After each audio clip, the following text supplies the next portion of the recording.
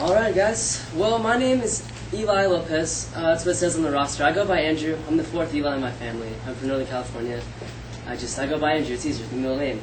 So this story takes place back in June 30th, 2008. The day before my license was unprovisional.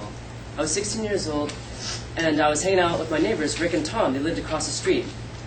So Rick and Tom, they're my best buddies. Ricky was a year older than me. So at the time he was 17, Tom is 15, so we're in the middle, the Three Stooges that we were. So one day, the 30th, the 29th, the night before, Ricky had a party, and me and Tom weren't allowed to go because we weren't cool enough. You know, he's the older brother, he gets to have all the cool stuff. So after the party, the next morning, we're all hanging out, and Ricky says, hey, let's go to the dump because I have all these cans, and I have all these bottles from the night before. Let's go get some money, and I'll take you guys to lunch. So me and Tom were like, oh, it's the middle of summer, we have soccer practice later, so, alright, let's go. Let's go to the dump with Ricky. So, anyway, we get in the car and we're driving out to the dump. I live in a town called Rockland, it's just outside of Sacramento.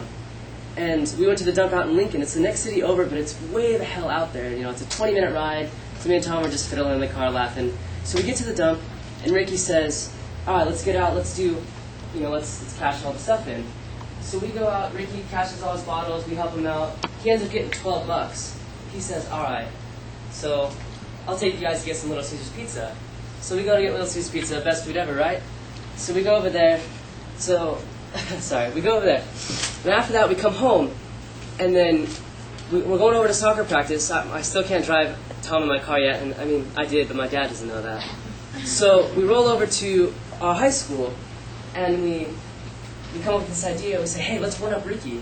You know, my provisional license ends tonight at midnight. Let's go out to every park and school in Rockland, Roseville, Loomis, all the cities around us, and let's one-up Ricky. Let's make some more money than we can. So we roll out. We go that night. You know, we're all excited. It doesn't even matter at soccer practice because we're too hyped up. So anyway, we go over to that night. It's 10 o'clock. You know, we start 2 hours early, but we need all the time in the world so we can lap around. So we're going over there, me and Tom, having a good time, driving in the car. Dad doesn't know that we're out midnight, but we told him that we're staying at a friend's house. So, you know, we're going through all the parks, digging through the trash, you know, just like this, you know, all excited, oh, we're going to get so much money. I can't wait to cash all this stuff in. You know, what are you going to buy with your half, Tom? Because we're going to split it in the middle. So we hit up every park, we go through 5 cities. We go from 10 at night until 6 in the morning until the sun comes up. Having a good time, smell like ass because of all the trash we dug through. We had to get gloves, we had to get the gopher grabbers. We filled up 7 bags full of just bottles and cans. We separated, we were all good to go. So we stay up till 10 o'clock when the dump opens. We roll over the next day, July 1st. So we're all excited, you know. The guy's like, oh, I saw you yesterday. And we're like, yeah, we're coming back to cash in, have some good time, you know. So we separate it, we put it all in the trash cans. And we go up to the lady, you know, she's smoking a cigarette, older lady, and there's a guy, like her assistant, and she's like, you know, what county are you from? We're like, oh, we're from Placer County, you know, we live down the street, you know, we're just trying to make some money.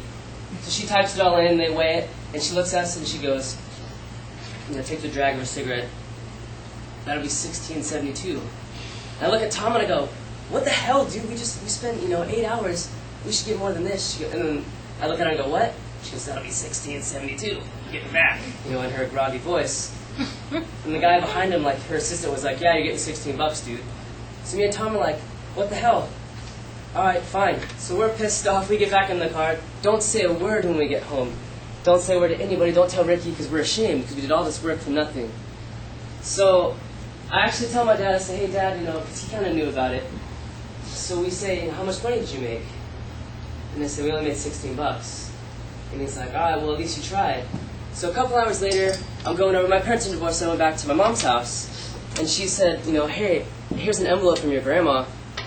That says, you know, it's an envelope from your grandma.